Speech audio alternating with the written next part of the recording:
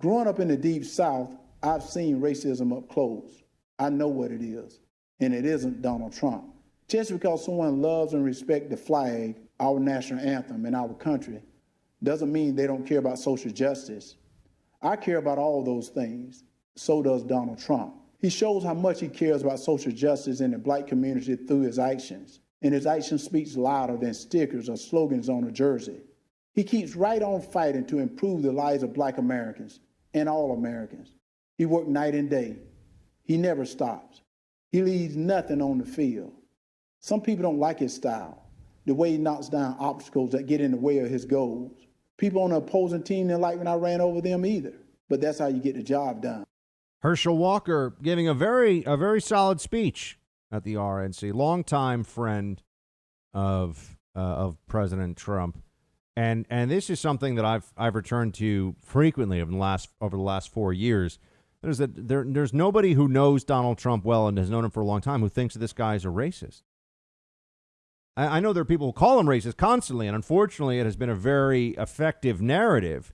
It's a very effective smear that the Democrats have been able to attach to Trump, but no one who really knows this guy thinks that he's a racist.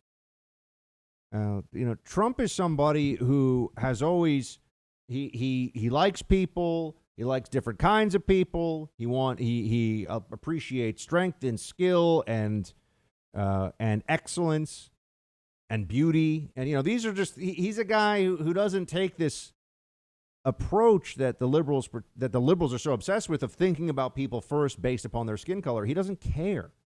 The people that know this president, and I know people who have known him since I was a child, known him personally, they'll tell you that this is all a fabrication.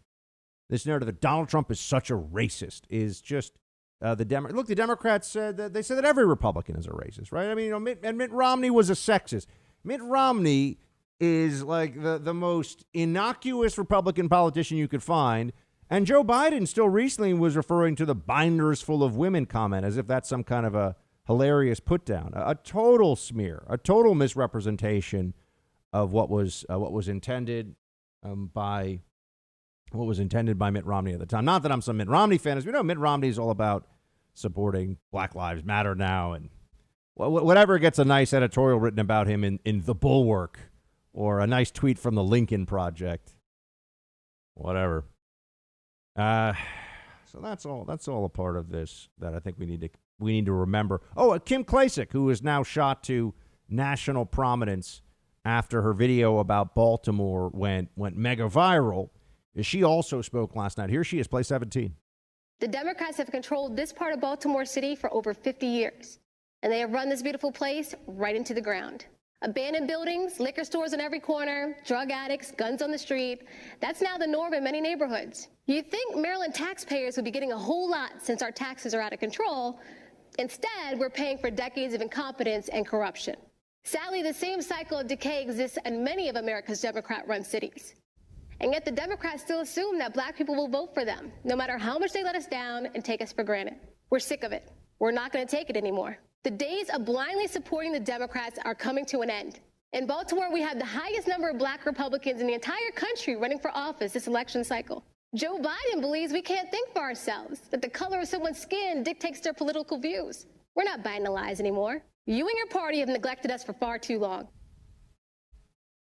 All it would take is, instead of about 10% of Black voters voting for President Trump, if that number could go up to 20 or 25%, not only would Trump win, but this would send shockwaves through the whole Democrat narrative. One of their favorite points, one of the Democrat Party, the Democrat establishment's favorite lines, talking points, is that there's almost, there's near universal support within the Black community for the Democrat Party. It's 90+%. I mean, that's a more reliable, large voting constituency than any other demographic group has anywhere in the country for either political party.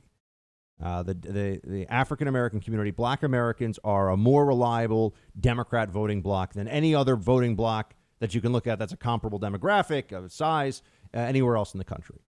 All you need is 20% of that vote to go Republican, and the Democrat Party is in shambles all of a sudden. The Democrat Party can't win a national election. The Democrat, it would just, and it would also show that finally what Kim Klacik here is talking about, the grip that the Democrats have had on the black community for all of this time without, it was the Democrat Party that was the party of slavery. The Democrat Party that was a party of the Ku Klux Klan and of Jim Crow and of segregation.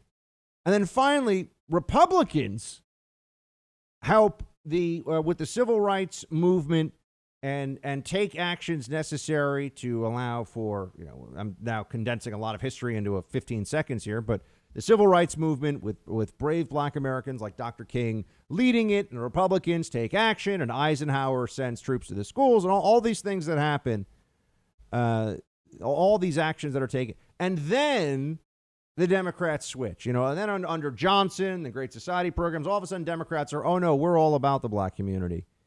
And there's no historical accountability for the Democrat Party in all of this somehow. It's really, the greatest trick the Democrats ever pulled was convincing black America that the Democrats were not the party holding black America down for as long as they were. And now are the huge advocates for black America. It's the reason Democrats can win national elections right now. And if we could just break that grip and convince more of our fellow Americans who are African American to vote Republican, it would be a game changer, but I'm not holding my breath. Hey, Team Buck, thank you so much for watching The First on YouTube. If you like this video, please click that little thumbs up button so then it will log as liked. And also, if you want to see more great content from The First, please click subscribe.